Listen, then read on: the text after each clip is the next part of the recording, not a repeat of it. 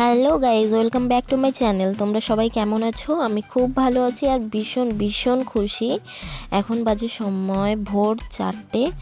দেখো বাসে উঠে গেছি, পিহু ঘুমিয়ে পড়েছে। এখন তো সকাল হয়ে গেল, আমরা 4টের সময় বাসে উঠেছি। তো জিজ্ঞাসা করবেন আমি কোথায় যাচ্ছি? আমি যাচ্ছি পোর্ট ব্লেয়ারে ট্রেনিংয়ের জন্য। ছোট্ট একটা কাজ পেয়েছি, তো নিজে চলার জন্য একটা ছোট্ট কাজের দরকার ছিল, সব মহিলারই দরকার। তো এতে ইন্টারভিউ দিয়েছিলাম, এখন সিলেক্ট হয়ে গেছে। তো ট্রেনিংয়ের জন্য যাচ্ছি। যাওয়ার পথে আমাদের 12 ঘন্টা রাস্তায় জার্নি করতে হয় বাসে। মাঝখানে একটা ফেরি পার হতে হয়, দুটো ফেরি পার হতে লাগতো, কিন্তু এখন একটা ফেরি আর একটা ব্রিজ হয়ে গেছে, ওখানে আর নেমে নদী পার করতে হয় না। তো ওটা ব্রিজের ওপর দিয়ে যাওয়া যায়, আর একটাই ফেরি আছে এখানে। এটাও ব্রিজ হয়ে যাবে অল্প কিছু দিনের মধ্যে। এখান থেকে নজারাটা দেখো কত সুন্দর। আর এগুলো রাইড হচ্ছে, এগুলো ছোট ছোট স্পিড বোট, এতে 10জন করে গেস্ট নিয়ে এদিক ওদিকে ঘোরায়। আন্দামানে না অনেক কিছু দেখার আছে, বিভিন্ন রকমের গাছপালা।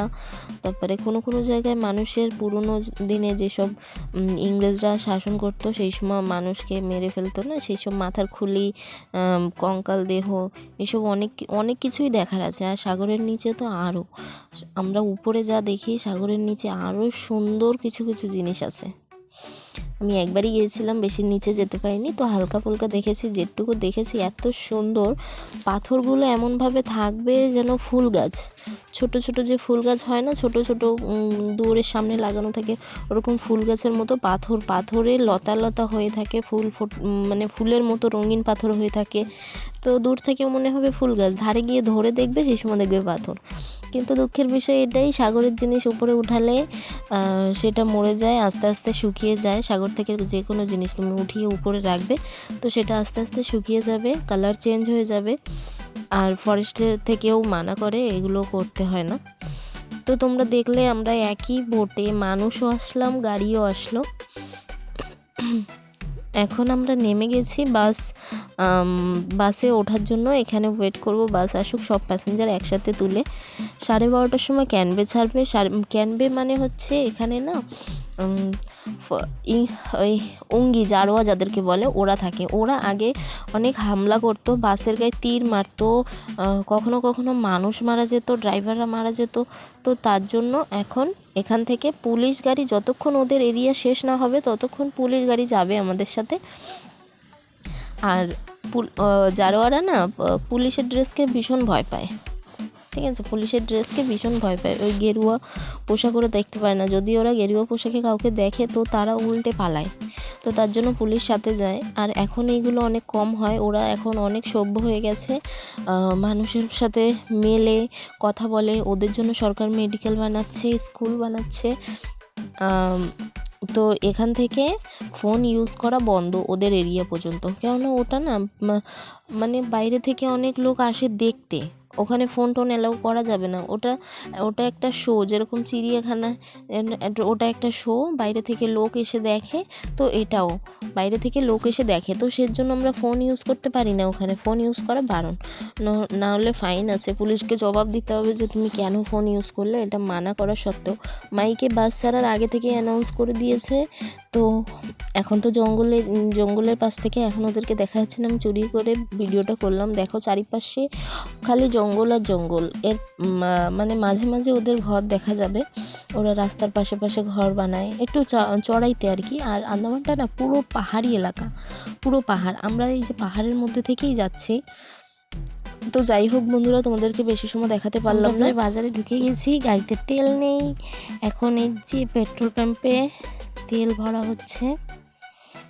আমরা পৌঁছে গেছি, আমরা নামার পরে লাঞ্চ করলাম। আমাদের লাঞ্চ করানোর জন্য সময় দেয়নি, কেননা একটু তাড়াতাড়ি আসার জন্য, তো কাউকেই লাঞ্চ করায়নি। সকালবেলা ব্রেকফাস্ট করিয়েছিল। আর একদম থেমেছি হোটেলে এসে। হোটেলের বাইরে এক জায়গায় হোটেলে খেয়েছি। তারপরে আমাদের তো সরকার থেকে খাওয়া থাকা সব কিছুর ব্যবস্থা করেছে। আর বিকালবেলা দেখো পিহুকে নিয়ে বেরোলাম একটু মানে বাইরে। ওই হোটেল ম্যানেজারের ছেলে সাইকেল চালাচ্ছিল, তো পিহুও চালাবে, ওর পাশে দাঁড়িয়েছিল, তো ও দিয়েছে চালাতে। তো ও তো জানে না আমি ওর সাথেই ছিলাম, আমি একটু ঠেলছিলাম, ও তো পারেই না প্যাডেল করতে। যাই হোক, ও অনেক এনজয় করছিল। এটাই হচ্ছে আমাদের হোটেলটা একবার ঘুরিয়ে দেখাবো, অবশ্যই দেখাবো। এই যে আমরা এই হোটেলে আছি, হোটেলটার নাম হচ্ছে অ্যাকোয়া ব্রিজ। চলো ভিতরে গিয়ে দেখি। সামনে যে কাঁচের দরজাটা, এটা হচ্ছে রিসেপশন। আমি থাকি ফার্স্ট ফ্লোরে। এই যে এই লেফট সাইডে এই রুমটাতে আমি থাকি। আর এখানে দেখো বিভিন্ন রকমের ফুল গাছ দেখলাম, যা কখনো দেখিইনি। এটা সাধারণত জলের নিচেই দেখা যায়। চলো সামনে একটা থোক্কা থোক্কা একটা ফুল, এই না এটা না, সামনে আরেকটা আছে, তো ওইটা না মানে সাগরেই দেখা যায়। আমি তো সাগরেই দেখেছি, এই যে থোক্কা থোক্কা সাগরের নিচেও এই জিনিসটা একদম অবিকল এরকমই থাকে, কিন্তু এর আলাদা আলাদা ধরনের হয়, তাই উপরে বেঁচে আছে। একই রকম দেখতে হলেও জিনিসটা একই নয়। আর এখন তো সন্ধ্যা হয়ে গেছে, দেখো সন্ধ্যার নাজারাটা। চলো তোমাদের রুমটা একবার দেখাই। এই যে আমার এই রুমটাতে দুটো রুম আছে, সামনে একটা ডাবল বেডের খাট আছে, আবার ভিতরে একটা সেপারেট রুম আছে। ওখানে আমি আমার মেয়েকে নিয়ে থাকবো, তো আমারটা সেপারেটই আছে। এই যে আমার রুমটা, এসি টিভি সব কিছুই আছে, কোনো অসুবিধাই নেই। সরকার দিয়েছে বলে কথা, যাতা কি আর দেবে। চলো বাইরে থেকে একটু ঘুরে আসি, দেখে আসি রাত্রেবেলা কীরকম দেখায়। তো আমরা চলে আসলাম ছাদে। তো এসে দেখি আমাদের জন্য চেয়ার টেয়ার সব রেডি করা। তো আমরা সবাই মিলে কিছু সময় গল্প করলাম, একটু ফটো টটো নিলাম। তারপরে ডিনারের টাইম হয়ে গেছে, আমরা চলে আসলাম ডিনার নিতে। যে যার মতো হাত ধো, প্লেট নাও, আর এখানে খাবার রেডি করা আছে, যার যেটা ইচ্ছা সে সেটাও তুলে নাও।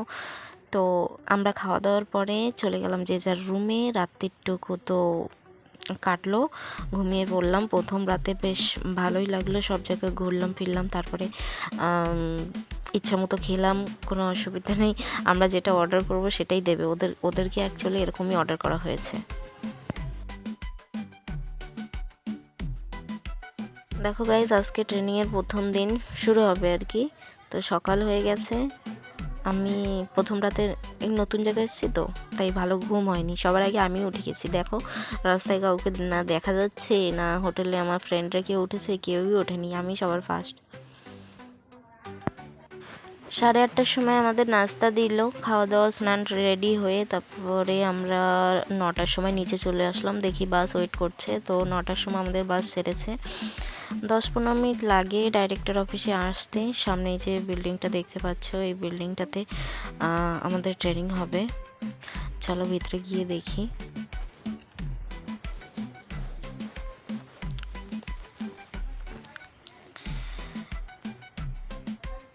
এই যে পৌঁছে গেছি, এখানে হবে আমাদের ট্রেনিং। এখানে এসে দেখি আমাদের জন্য চেয়ার রেডি করা আছে, তো আমরা যে যার মতো চেয়ার নিয়ে বসে পড়লাম একটা লাইন বেসিসে।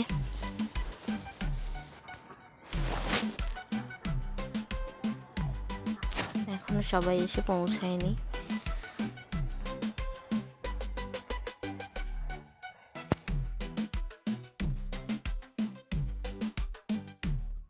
স্যাররা সবাই চলে এসছে, আর আমাদেরকে একটা করে নোট আর পেন দিচ্ছিল কোনো কিছু লেখার জন্য, যেটা ভালো বুঝতে সুবিধা হবে, নিজে লিখতে পারবে তার জন্য।